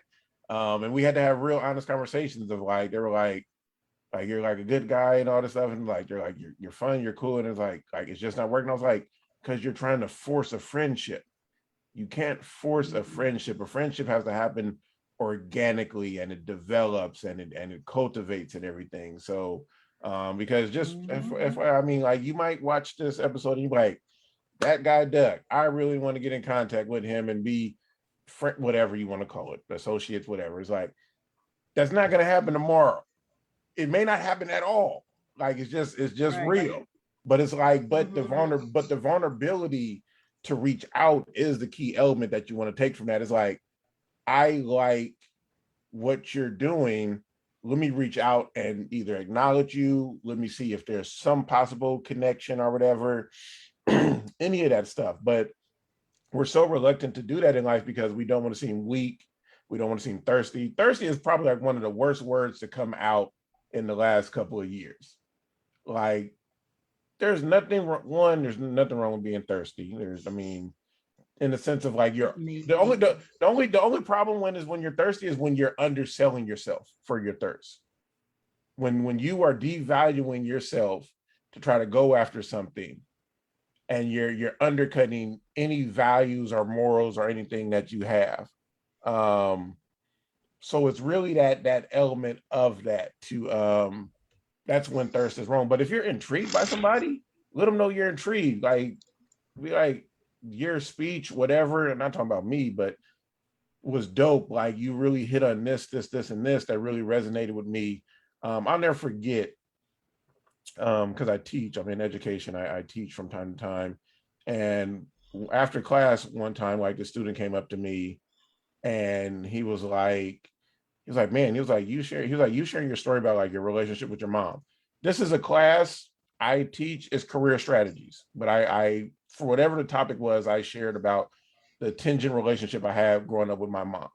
And so he came up to me after class and was like, man, that really resonated with me because I have a similar like relationship with my mom, and it's tough and all this stuff. And so he could have been like, oh, well, like he probably won't get me. Like he took that leap to really go and say, like, let me try to make this connection point. And then it just opened the door for us to have further conversations and everything from that element. So, but so many of us are afraid to open that door with the opportunity because we don't want to seem weak. We don't want to seem thirsty. We don't want to seem, you know what you're seeming, you know what that connection is? You're trying to actually make a connection with a human. And there's nothing wrong with that. But society has made it a bad thing to want to connect with somebody, regardless of what kind of relationship it is. Now, you need to check your motives at the door. Make sure you're doing that. You're just not trying to connect with somebody to use them. But if you're going in there with a pure heart of like, man, this is cool, I would love to learn from this person. Why not tell somebody, I would love to learn from you? And that doesn't mean the relationship starts tomorrow. It just takes time. So yeah, I can get off on tangents. So Well, No, the way no, you get talking it about all. friendships is some people that try to force relationships like that. I know women that feel as though that they're at their age of if they don't get married, in the next couple years, then they just gonna go ahead and get some cats, stuff like that. Oh no. Tell them come talk to me, Dennis. Yeah, that's Tell the them way that come they talk. feel. Tell them come set up a Zoom. Tell them come holler at me. I'll set them straight. They don't need Uh, to ever do that. I'm my age. Y'all know how old I am. I ain't never been there, and I'm good. right. That's what I'm saying. Like I've had you some can't great force that. loves in my life, though. Oh my gosh. You Oh, can't force that man to do that. It ain't gonna work out right. no. There's no need to. That's another show. Yeah, that's It another Put that show. in. Put that That in the definitely in the that's chat. another show. Because I'm telling you, we need to talk about that. How women always want to do all this manipulating, like it's two can play that game or something, like it's a TV, like a Tick movie, for tack is what I or call that, or they think they can change a man. Oh, you see, I've already gone off and had a moment about that changing a man stuff. it. Yeah. You already heard me say that. If And they see, I want to don't, change a man, go get you one of them guys that sleep in the street and take him from sleeping in the street to being pick them clean up, now, dust them off. living in your house and having a job. So you're trying to do Right. trading places is what you're trying to do. Yeah. It's actually not gonna happen that way. I love that It movie. wouldn't even happen that way. It wouldn't even happen that way. That person, depending upon why they're in the street, might go Well, right back to it I because that's all they know. I feel like the episode you are talking about it should be expectations versus reality. Mm-hmm. Yeah. Shout out to Josh Bailey and his wonderful wife. 10-year Right. anniversary yesterday. 10 10-year years. anniversary. I've known Josh since 4th grade. I've known Shy since high school. So They That's seem good. like they just seem like great people. Never seen them in person, so I look forward to that day. I get to see all of y'all in person, and I keep telling them, I've Dennis, seen them in person. tried, Dennis, I tried to get them to come here this month. Because aren't you still supposed to come? Are you coming? Supposed to. The family ain't Okay. hit us back to say what's going on, so I'm not Well, going to find out. guarantee Let that. me know. But I tried to get all the rest of the fellas to come. They just looked at me like crickets. Don't worry I'm about like, it. come. We You gonna need to go to come when Dennis comes. California. I can see all of y'all. Don't worry about it. Me and you, we gonna go to California for the annual basketball game, so that way we can. And that's during the That's during during my one of the baby's birthday. birthday. That's around my birthday time. Yeah, one of Josh's daughter's birthdays at that time too. The newest One of them. Yeah, one of the it tribe. ain't Jordan. It ain't Jordan. Jordan run the household. It ain't Jordan. that's funny. Man, I tell you. But that's beautiful. But Doug, I do have a question. I have a question too, Doug. Hey, bring them. I'm always here. Yeah. Recently, you were talking about you took a little hiatus. You were dealing with some things. You took a little hiatus. Don't have to go into why or anything about that, but unless you of course you want to. But my question is after you've taken a step back for whatever the reason, you know, I've gone through a similar thing at the same time you did actually. So it was a little bit difficult for me to get back in, and I still haven't gone back to my consistency of trying to post every week like I was trying to do. You know, in my podcast, Did You Hear What Chocolate Said? Yeah. And that you can find on all podcast platforms as well. I had to get the plug in. My question is, after you've done this, what kind of steps would you need to take to get back into your routine, get back started, trying to be more as consistent, at least as consistent as you were before, if not even more consistent? How do you jumpstart and return to that level after taking that step back for whatever that reason is? Yeah, no, good question. I feel like it is a question, so it feels like an interview, and I always come back with the good question. Well, but it is a good question. I am the chocolate writer. Yeah. You know, I do my thing. I understand. But I mean, the thing is, it's like like what I've been talking about. It's finding the connection of all of this stuff, because I've been one of the struggles is, and it's not as much as a struggle right now anymore, but it's like, how do I come back? Like, how do I really, and what do I come back with? It's not like it would be a detriment to myself and to listeners if I came back and just talked about sports. Like, let's say, we're in the middle of football, but it's like, I just am going through some real life stuff. just in a sense, just keep it at the surface, a breakup, people. So okay.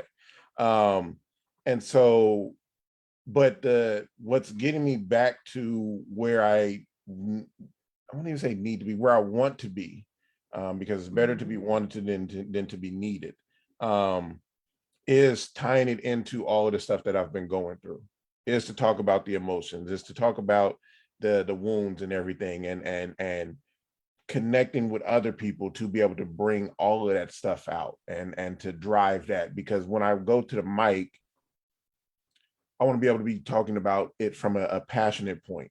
Because there's moments when I was thinking about getting back into podcasting and everything, and I was like, man, I do not want to do something, and like I start crying on the episode. Not that there's nothing wrong with that, but I want to be able to at least be in a place where I can functionally wrestle with all the stuff and express my stuff, and allow that to be for whoever listens to it and whoever grows. I mean, because for me, it's posting a new episode twice a month. That's my thing. Like that's where I keep it at. That's where I want to be at. And then doing stuff more on social media and everything, just in the sense of engagement.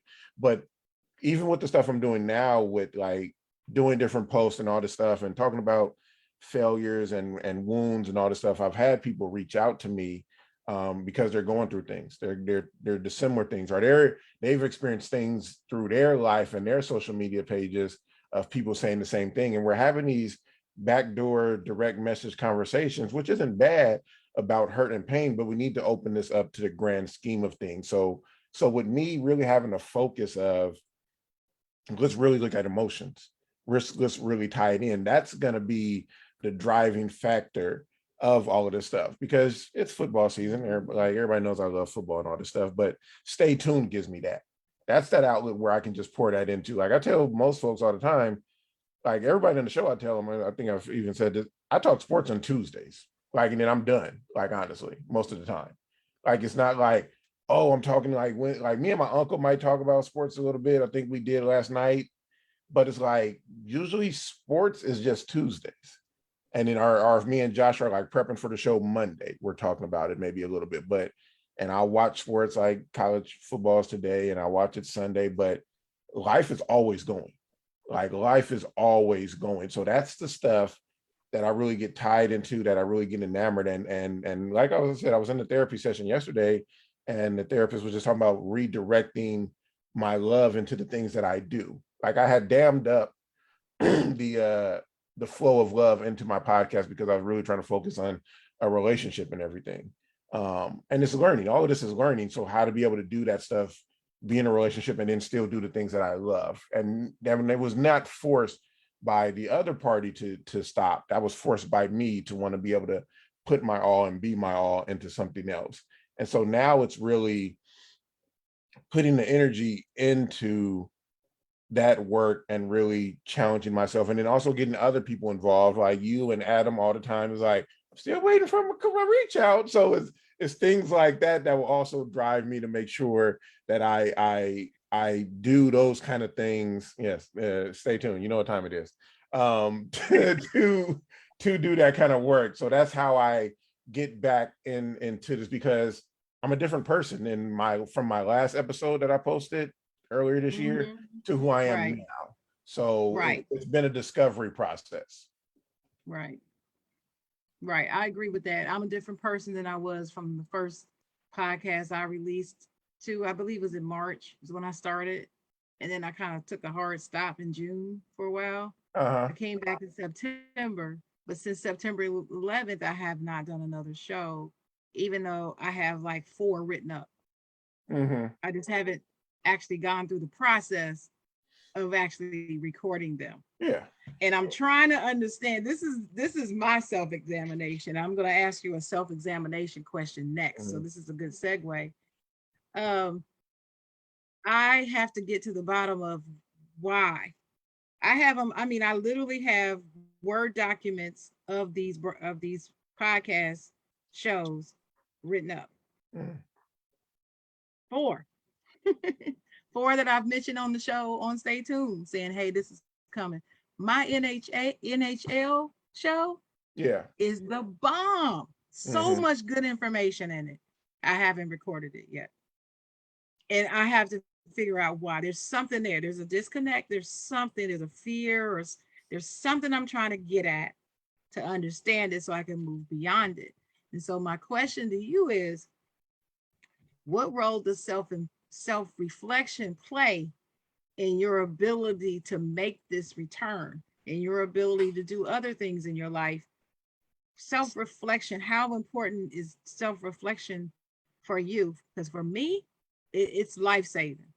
Oh yeah, That self-reflection, I do it daily to a certain degree, but every week I'm reflecting on the week. It's like it plays like a tape. And I look at what was good and what I could have done better, and I try to live another week to get those things right and all of that. And I just wanted to know what your philosophy or your thoughts were on self-reflection. Oh, self-reflection is vital. Like if you're not self-reflecting, you're not growing. I mean, I have a saying in the sense of if you're not learning, you're dying. And so self-reflection drives everything I do. I mean, it's me looking at stuff and in the sense of, how can I grow? And so for me, I don't, and not in the sense of like to counter argue anything that you said, but I don't look at like where I can be better. I just look at how can I grow. And that's the element, and that's the hard place of where I work from. And so like at my best, I journal every night, like just to take in the day, to be like, okay, like what happened today, what emotions am I feeling, what was good sometimes. And it's funny because whenever I do journal, I always think about Doug Funny journaling when he was like, hey, journal, when he would journal in the cartoon. So Right. And so I do that, and I talk with my friends, and then my friends can be sounding boards for me, and they're like, oh, okay, that's new, that's different, because I have deep friends, and I think some of that has come from also the deepness of what I am. Like the Bible talks about let others speak highly of you. So a lot of people tell me I'm mature, I'm deep, all this different stuff, I'm wise, philosopher, all this stuff, but iron sharpens iron, and so self-reflection is scary for other people. It's not scary for me. I love the challenge of learning more about myself. I do. Like later today, I have my first ever grief recovery session that I'm going into. So looking at past stuff and everything. So as icky and all that stuff as it can be, is going to help me and help others. And so self-reflection is vital. That's why I couldn't be, in a sense, I couldn't have been creative during this break time I took, but I was just in a different mindset and everything. And so it's self-reflection is valuable because it helps you gauge where you're at, where you want to go, and where you want to be. We all have holes, we all have things of where we want to improve in our life. And so it's taking in with sober mind, sober eyes, sober heart, how can I grow and how can I develop it, and also asking others that same question with feedback and everything. And so, yeah, it's similar to yourself, like you said, like it drives the creativity because for my podcast episodes, for the most part, it's rare. I have one friend, Chris. I mean, Chris probably isn't watching this, but if he ever comes across this, Chris, you know who you are. I have one friend where he's that guy of like, man, like he's like, Doug, if I'm gonna do a podcast episode with you, I need like the layout. I'm like, Chris, like we just get on here and we just go, we just roll, like, because I come up with a concept and then I just record and then like let it be what it is. There might be some questions that I will put together and piece together and everything, all depending, but for me it's just getting in there and just doing it. Now I structure myself a little bit more and I get focused and all this stuff, yes, but to the self-reflection, evaluation, all of that stuff drives who I am. And all this stuff, like people are like, and I want people to watch this. And if you're watching this, listening to this, whatever, this is all still new stuff for me. This is like, I'm learning all this stuff probably like in the last 10, 12 years. I'm 37. I have no shame in saying my age. Like, I don't care. Like, I've been here 37 years. I didn't have all of this growing up. All of this stuff is new. Like, I didn't have these tools in my toolbox when I was younger. So it's never too late. Like it's never too late to learn something new, to develop new things. So, but self-reflection is, and maybe if somebody's thinking they're like, oh, how do I self-reflect? Just start with journaling and just really writing down your thoughts, no matter how crazy it is, no maybe how selfish it is, write all of that stuff down, because all of that stuff is you.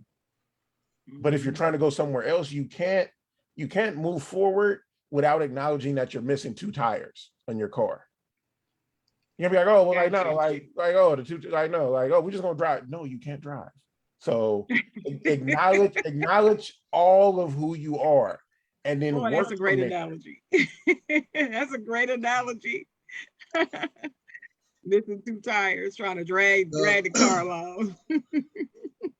Deep thought. That's what I picture. I picture the front tire trying to pull the car, and the back of it just dragging. Just dragging. That's not gonna work. That's not gonna work. But that's a good answer. So I have another question. About the Dig on Doug podcast. I know that you were thinking of having a show where you had myself and Jay Will on, but I can't recall the subject matter. Can you tell us a little bit about that? That show that we're going to do? Yeah, if I remember correctly, it was built around but now where I'm at in life, it will probably switch. But it was because at that time I had watched the Tiger Woods documentary on HBO, and I really wanted to address how it's the same thing, how community influences our life, because Tiger Woods was very regimented, and his parents really drove him in a way of how he is and who he is. It's always interesting how we can people have to take actions for their own things, but we don't look at their community, because he was also driven a lot by Michael Jordan and Charles Barkley and their elements and everything. So it was something around that. I would have to look at the text message. I don't remember, but like I said, like now where we're at in the season where we're at now, I'm more than likely the topic would change. So, but I know you both to be very deep intellectual, so we could go in there and talk about anything. So yeah, bring it on. That's fine. I'm ready to just crack up with Jay Will, because he is hilarious. He is a hilarious individual. Yes, and it's like he winds you up. He sets you up, because he talks a little slow, right? And then he sets you up, and then all of a sudden he kills you with some line that has you rolling. You can't even sit still in your chair. It's so funny, so funny. You got to see him on. He had me like that last night. We was watching the Lakers game. See, ain't no telling what happened after I left. Cause see, no. They were. It was while he was there. Man. It was while he was there. We was watching the Lakers game, and he didn't know that the Lakers got so many players. I forgot. It didn't the Lakers got so many old players. So he was like, "The Lakers got DeAndre Jordan." I'm like, "Yeah." So then he was like, "They got Dwight Howard." I was like, "Yeah."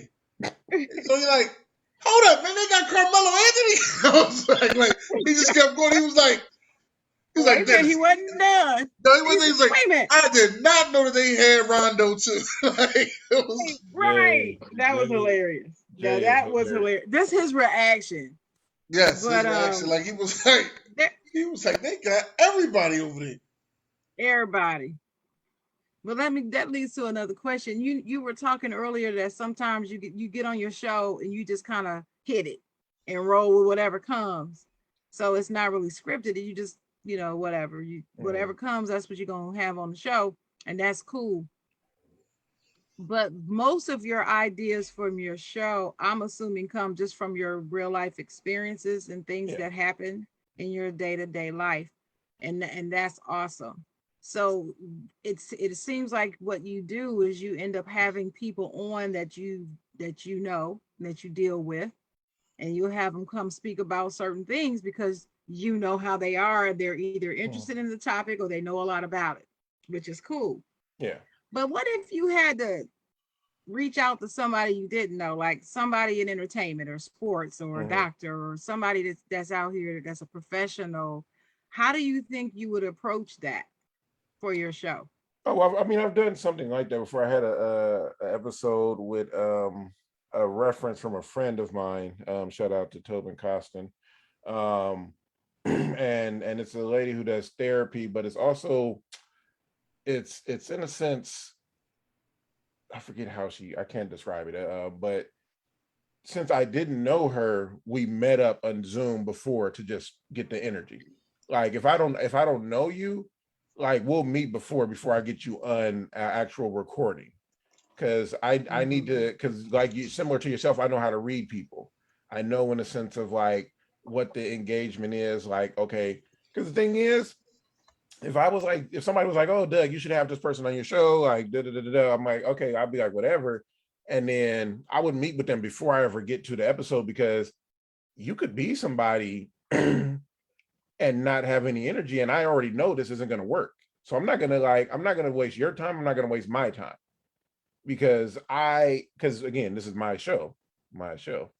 um, but Uh-oh. it's the energy of like, is this going to be an actual good conversation and everything? Like, are people going to learn from this? And because I'm not thinking about myself, like, but I'm like, will people be able to engage in this? Are you, because there's a certain energy, especially when you do audio, but it can be worse in visual. You got to bring a certain energy, like to a platform to really be able to talk about something, regardless of how good or bad it is. But if somebody to do something beforehand, yeah, we would talk first. Like we would sit down and like, and if they want to have like me bring up certain questions, but most people engage with me and they're like, oh, this guy, like, he knows how to lead. Because the thing is, we're going to get into it, and again, since this is my platform, I'm a freestyle at the same time. Like, I may come in with a certain set of questions, but once you bring something up, and if that intrigues me into something deeper, I'm gonna do a follow-up question, and we're gonna go there as well. So, but it's trying to make sure that they understand me and I understand them. Mhm. And just for the technological or technical part of aspect of podcasting too, what platforms do you recommend people start out using? Like, what do you use for Stay Tuned, and what do you recommend they start with? I remember Dennis was saying when he first started, he found out about using his cell phone, so he Hmm. started it out with that, and then he was introduced to Zoom. And Yeah, how do you feel? What's your perspective or viewpoint on that? I mean, use what you got. I mean, when I started, I had my mic, I got a Yeti, and I was just recording, on like, because all, if you have a laptop, you have an audio recorder. So all you can use that, as simple as that is. And then I got editing software. I got to hook up with some editing software. I use Camtasia, which is also a video editing software, but you can use Audacity, and Audacity is free, as an editing software for audio. If you're just going to go strictly audio, Camtasia is an editing software. And for me, just in a sense, the way God does things, Forgot all about Camtasia. I forgot all about editing Camtasia. editing, Yeah. I used to do this back in the day when I was a graphic design major, like, and I had just forgot about all the stuff, but it came back to Mm-hmm. me all these years later. Mm-hmm. So it's don't overburdensome yourself to try to get started or try to get whatever it is going.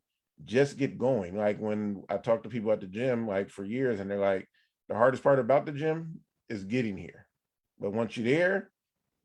So then you start moving and everything. And so, and another piece of advice, one of the pieces of advice that really helped me get started with, is from a friend, Joshua Fredenberg. Shout out to Joshua.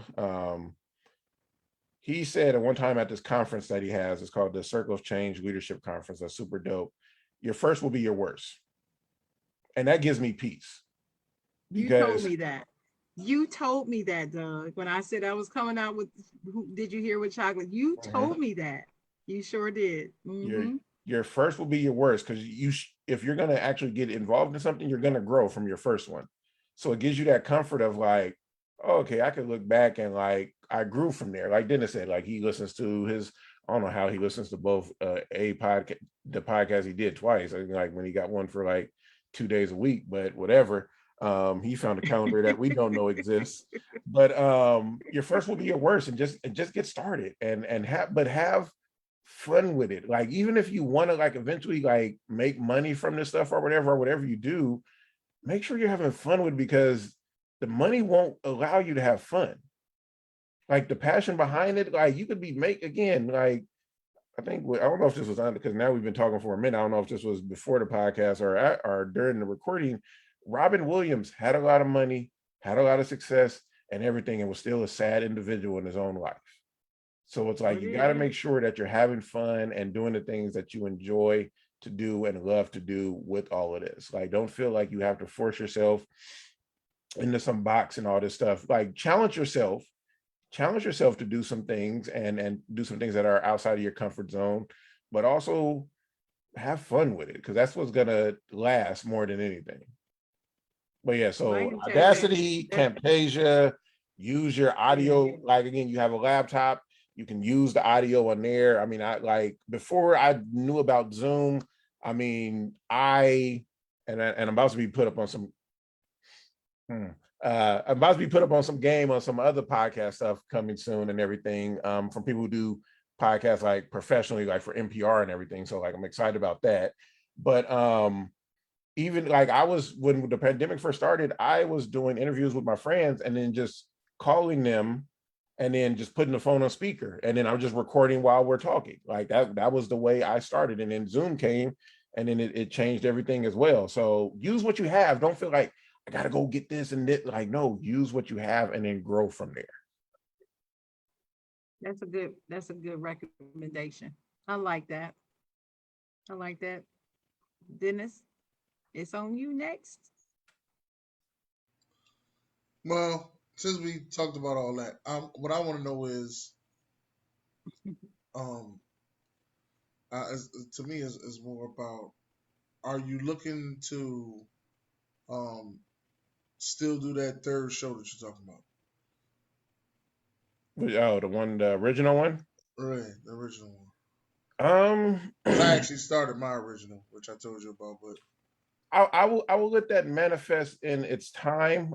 If I was to do that one again, I would want that. And again, it's not a forced thing.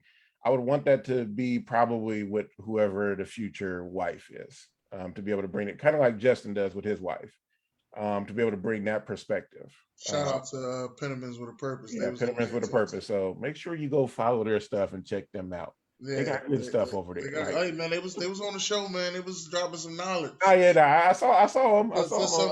For a couple that's young and married and doing it together, they doing a hell of a job. Shout out to Penniman's with a Purpose. Big things, Justin Penniman. Oh yeah, so shout out to Justin. But that's, in the sense of the original idea, that is like what I would want it to manifest and to be, if it happened. But I don't have a thing of like that has to happen, because there's so many different ideas. Like I told you, I mean, another thing is, motivational speaking and traveling and doing that stuff. So I mean, so there's a lot of ideas in this heart and this head. So we got things to grow and develop. Okay. Now I know you're an educator at the school, and you also do some part-time counseling. Are you looking to move up at your professional level, or you kind of satisfied where you are? Oh no, there's growth. No, there's growth happening. Like, we don't know where the next steps are. Definitely praying and seeking what those next steps are. But yeah, there'll definitely be growth in my career, because where I'm at now, I've only been here 7 months now. And where I work at, I have friends and former, like I said, one of my friends earlier, he's my former teacher, but he works at the school as well. He was my teacher when I was there. And so he's already speaking bigger and better things into my life as far as position. So growth is always happening in some way, shape, and form, to develop. All right. Now, besides your first show, has there been a show that you did, you're like, you know what, I really didn't give all of me in this show. Like this show really didn't, it wasn't, this wasn't a dig on Doug. Well, I wasn't myself in this show. You mean on a Dig on Doug episode, or? Well, give me, stay tuned. I just need to know which one. I would say it's probably more so stay tuned. Like, I can't name the specific episode, but I mean, there's been moments when like there's more life stuff going on, and so it's like, but I know my commitment to the show and to the fellas and to the first lady, of what needs to get done. I mean, Miss Sharon, that's why some of the times I was just jumping off at the end, because I just needed to go deprocess and work through stuff and everything. So some of those moments where like I got through it. Like, let me just hop off. Like I wasn't in the place to want to fully just hang out at that time. So, Yeah, but I understand. with I digging, understand. yeah. Thank you. With But digging we need Doug, you. But we need you. I know. So we need you. But we understand. We do. Go ahead. But with digging Doug, there's never been a moment in the sense of any of my episodes where like I feel like I didn't do my best, because my best was what I could give at that time. And everything. And I'm a person where when I'm committed to something, I'm committed to something. And if I know I'm not committed, I'm not. I remember, and it's just a quick story, when I was about 10 or so years ago, I was still had this drive to try to play football. And so I went out for a semi-pro team, and everything. And I was gonna like play. I had a friend who played for the team and everything. And I was like, okay, yeah, I could do this. I was like, I was cool. Like I missed the brotherhood and all the stuff of what that is. I miss hitting people and everything. And so went out for a few practices and everything. Things seemed cool, but I was in school at the same time. And like school was really the main, and it was calling me and everything. And I remember going to the coach and I was like, hey coach, I was like, I can't do this. I was like, where my passion and everything is, as much as I love football, I was like, it's school and it's the drive and everything. And that's where I'm going to put my energy. And so when I'm there's this drastic difference of Doug committed and not committed. They're like, I feel like everybody should have that. Like when you're not into something, you should like be able to show that like you're not into something, and be able to express that. But so yeah, so that yes, I hope that answered the question. Yeah, that definitely answered the question. I do have to say that. Now, here's my last question. All right, I came to California. Your team took the loss. All right. Me and Sharon, Tell I'm making everybody. sure Sharon come back with me next year. Me and Sharon coming next year Tell for the everybody what you're annual talking about. for the annual basketball game. I'm starting to trash talk now. That's what I'm doing. Are you coming out with the victory next season? Look, all I will say is this: the team will be constructed for the victory. I like that. I like that. Mm. I like that. Hey, you know I can ball, right? I'll be there commentating. Bring it on, Miss Sharon. Let's go. You know I can ball. Well, I don't know that. I don't. So I can't Yeah, say I had a that. killer jump shot, and I was a defensive specialist. All right, Bruce Bowen out there. Yeah, I don't know why I couldn't get my timing of the layup right. I was not very good with layups. I was pretty good on free throw shooting, but that jump shot, I don't mean Steph Curry 3-point range jump shot either. I mean, you know, close up to the basket jump shot. Yeah, you got your Timmy Duncan on. You got your Timmy. Right. Money. Mm-hmm.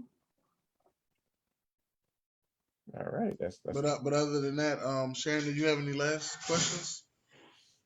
Yes, I do. Well, Doug, as you learned when I interviewed Lois on Stay Tuned, I often like to end my interviews with the 5-star shout out. And this is when I ask you 5 questions. And they're quick, quick question, quick rapid fire. answers. Pew, pew, pew, pew, pew, pew, pew, pew. Just gonna ask these questions, and I just need you to answer them. Let's go. All right. I'm ready. Are you ready? Okay. So let's start with this one. High tops or low tops? High tops. Okay.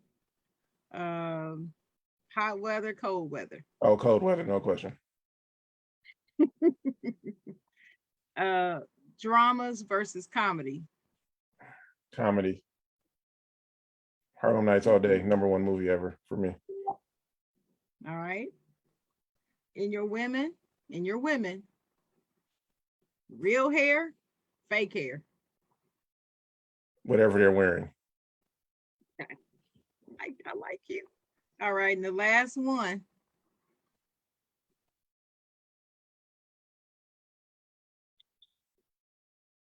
Oh, no, I don't want to ask that one. Okay, so for this one, I'm gonna say this one. I'm gonna ask this one. Closet or dresser? You would. Closet. No question. Okay, so can I tell people why I asked you that question? Yes, you can tell Can I people tell why. people? Yes, Okay, go so we ahead. got into a discussion, those of you who are listening, on Stay Tuned, about having dressers. And his premise was that dresses are unnecessary. And that was like blasphemy to me. I was like, are you kidding me? What do you mean dressers aren't necessary? So he explained. He explained how he uses his closet for everything and everything. I have never let him live that down. I just can't believe it. I cannot see the construct of my bedroom without a dresser in it. I just can't. Because no way will I be able to get all my personal effects in bins in my little closet. Because my No, closet is small. I mean, not everybody, everything, but I just can't put everything in bins. I can't do that and hang up the rest. No, I have so many clothes. Maybe it's a woman thing. I don't know. But I just feel like you need a dresser, Doug. I don't know. So one of the things I wanted to tell you on the show, if I ever get financially to where I want to be, I'm getting you a freaking dresser. I'm having it put in your house. I don't care where you live. It's not going to be a huge dresser, but it's going to be a dresser. And I'm going to have some of your things put in it without you even know it. That's how bad I'm going to be. How about that? Listeners, think outside the box, please. You don't have to go with the usual constructs of life. There are amazing, amazing closets out there that you can do. I've been hanging everything since I was in high school because I don't like ironing. So I hang everything. I do too. I don't like ironing either. So all the other stuff can just go into a bin or whatever. I live by myself. I'm perfectly fine with the way I have things set up. But there's an evolution. I know you are. There's an evolution of what I could see a closet being that could have shelves and maybe some drawers, but it's all in the closet. You got to make it new. Like dressers are just big wastes of space. And plus, the other reason I don't like dressers, I've had to move a bunch of dressers for people and moving houses. And so dressers suck. Save the dressers, y'all. Save the dressers. Save the whales, save the dressers. I'm going to have a hashtag save the dressers because listen, I've got socks, I've got pantyhose, got panties, got camisoles, bras. You're not hanging up you're not hanging that stuff up. I'm not telling no woman to not have a dresser. I know.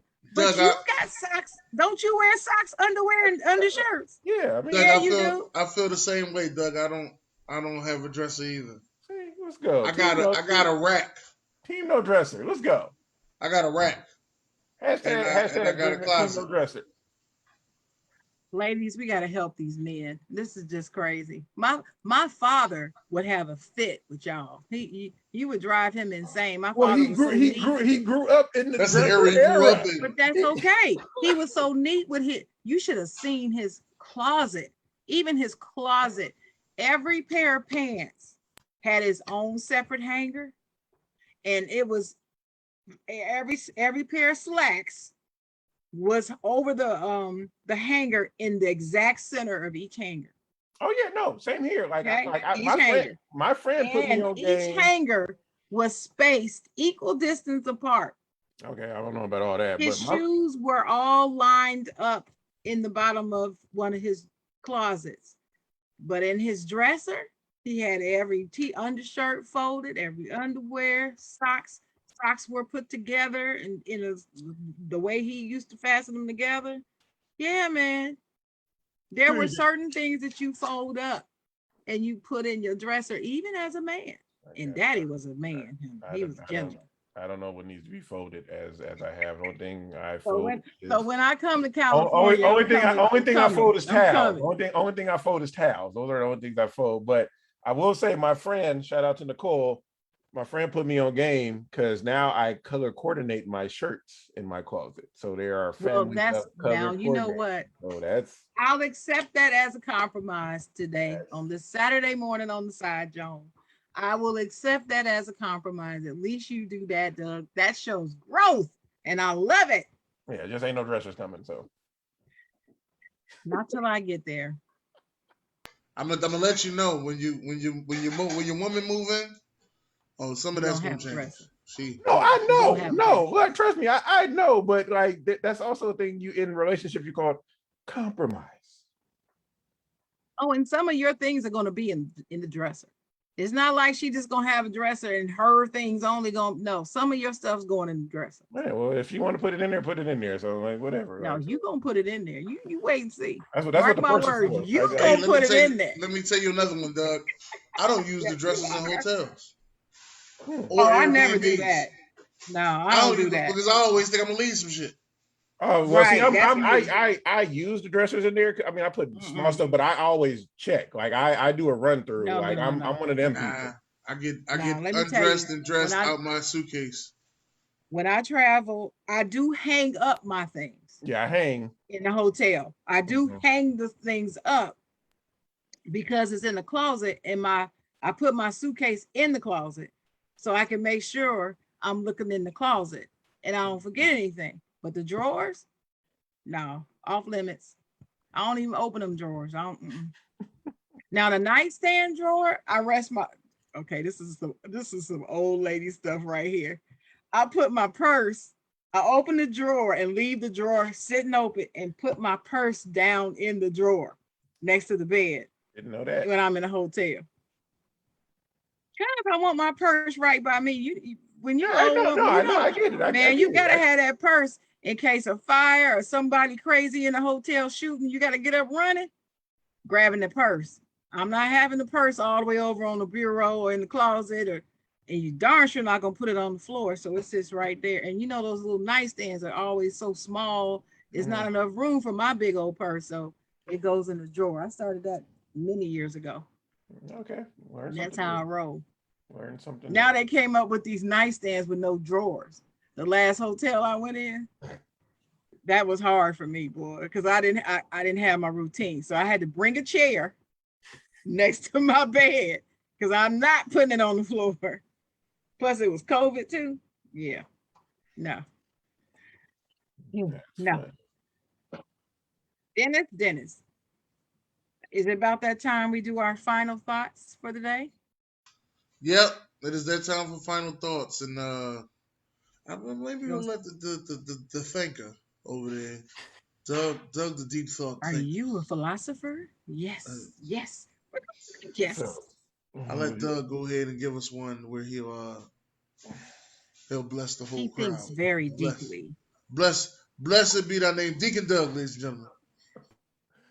Let us begin. It's where, why, or when. Go ahead, Doug. It's been a good episode. This was fun. Getting up early. Well, not early. This is my normal time of being awake. So we 9 o'clock West Coast time right now. So I can't believe y'all at midday already. That's just, I mean, it's just crazy. Different time zones. Take care of yourselves. I mean, at the end of the day, that's what it's about. Reflect, challenge yourself to challenge yourself. Like I saw, like on one of the pages I follow on Instagram, it said, "When's the last time you took a risk?" And a risk is really something that's going to leave you vulnerable to failure and to opportunity. But nobody succeeds without failing. Nobody succeeds without bumping, their head a little bit and growing. So, whatever it is, that crazy dream or thought or idea you have in your head, go for it. Give it a shot. Like stop putting all the obstacles in your way to do it, and just do it, and then learn and grow from there. But know that you don't have to do it alone. Find the people in your life that will really help and encourage you to want to do where you need to be and where you need to go. And write stuff down. Like don't just have everything in your head. That is definitely a skill I've had to learn over the last couple of years. Write stuff down, and you can come back to it and develop it. And so, which reminds me of some work I actually need to do myself is writing down my thoughts daily. So yeah, do that and challenge yourself to grow and to be a better person. And know it's a journey. It's not a sprint. As the late great Nipsey Hussle said, it's a marathon. So you ain't got to do everything right now, but just do it in time. So, and again, and thank you, Dennis. Thank you for sharing, for having me on, and doing this thing, and I'm interested to see the episodes that will follow. Yeah, we're so glad to have you. So glad to have you Most on. I knew it was definitely, going to be a good we are show. glad. As soon as Dennis mentioned it, I was like, yeah, man, we got to get him on the show. But my final thoughts today is thank you so much, Doug, for coming on. We really appreciate you and all you do as the moderator with the most of the most and with the most on Stay Tuned. Boy, you just have an iron hammer, boy. You just like, no, we moving on. No. And I love it. I love that about you. I'm like, dang, woo, I ain't gonna cross it. Woo. But yeah, I really appreciate your thoughts today, your answers that you gave about your podcast, the direction that it's going. Dig on Doug. Really appreciate that, and I thank you for your support personally, just by being the chocolate girl and always shouting out, "Did you hear what Chocolate said?" and other shows I'm on and Doug Dennis is on. Really appreciate that. Appreciate you as a person, as somebody who listens, somebody who cares. Um, in this social media age, sometimes you run across people you don't really know if they really seriously care or if they're just putting on. And I can tell you're a genuine person. So I appreciate that about you. And I wish you well on your journey with your self-reflection and your dealing with and managing and overcoming your issues with your grief in your life, like I have to do and do the and doing the work. And I'm grateful and thankful that you have a circle of friends that really help you with that. And I really strongly believe, especially as Black men, you guys need it. Now, Black women, we go through enough. We need it too. But you guys really need it and really need to give yourself permission to have it. And I can see that you have. And I think that's wonderful. And that's really going to help you be successful in that journey of dealing with that grief. And I'm excited for you, bruh. I'm excited. I'm excited to see what you go through, what you come out on the other side with. I'm really excited and I can't wait till I finally get that call to get on that show with Jay Will, because that's gonna be fun. And I'm excited about that. Last thought I'm gonna say is thank you to my illustrious co-host Dennis here on the Side Jawn. It's every week. It's so much fun doing this show with you. I just can't tell you how much it has meant for me on Saturday mornings to do the show. Cannot. And I'm just really excited every Saturday morning. I'm excited. Um, Yeah. if you Uh, guys out there are listening and in your area, wherever you live, get involved in your community. If it's an election season, be engaged with the candidates, vote. It does matter. I want to say that. And if you have any type of mental health issues, please reach out to someone or some organization to help you. If you're not affiliated with a church, even if you don't belong to their church, many churches will connect you places to get you help if you need it. Please do not feel that you're the only person in the world with this mental health issue. There are millions of people out there with it. So please get some help. Do not sit alone in that. Happy Saturday to everyone. Enjoy your day. And thank you to everybody who came through the comments, everybody who was listening and watching us today. In the words of Ron Thomas, without you guys, we couldn't even do this. So thank you. yeah. Uh, Last thing I wanted to say is, as I was saying earlier in the show, you kind of never know what your blessings are, or what's going to happen in your life. Like I said, I thought this show was going to be with two other people, and the fact that Sharon came to me and said, "Well, let's do the show together," and I gave her my vision, and she said, "You know what? I like it. I'm in." And we did the show without even having a name. That was the crazy thing. We did our first show, didn't even have a name, and then she had a list of names. I'm gonna say about 20 names, and the one that stuck to me the most was the Side Jawn, and that's when I was like, yeah, that's it, that's the one. That was my gift. Right. That was my gift to you. Exactly. And I appreciate it. And like I said, you never know where your blessings come from. And now the Side Jawn is going to become bigger and bigger. And I love the fact that we interview all different types of people. Today we had Dig on Doug podcast. We had the Pennermans on the show. We've had two women on the show that one of them on their own network, the other one owns her own basketball team. We didn't have Rob Whitley, the writer. Rob Whitley. Rob Whitney, the writer. Whitney. For the Writer's Block series. We've also had somebody else I'm missing. Rick Watson. My guy Rick Watson. Entertainer extraordinaire. Yep. Took me to ATL for the first time. Rick Watson. Mm-hmm. And we're just trying to give people their flowers and let them know that you're appreciated. But we want to know just how did you get there? And that's again. Right. And shout out to Elise. Elise came on Jeffers. Elise Jeffers. Yeah, she'll be back on. Yep. Because I will have Sweet Love on for an episode. So she'll be back on. And DJ R&B and DJ R&B and DJ J Will. Goddamn, they did DJ our first goddamn that DJ made our day series episode. Mm-hmm. That's right. So we want to thank all of them. We will see y'all next Saturday, the Side Jawn. Like I said, go out there and start a conversation with somebody. As Doug said, nothing better than a great conversation. I'm your host, Dennis Holmes. My co-host, Sharon Mullen. Star of the day, Dig on Doug podcast. God bless. Great day.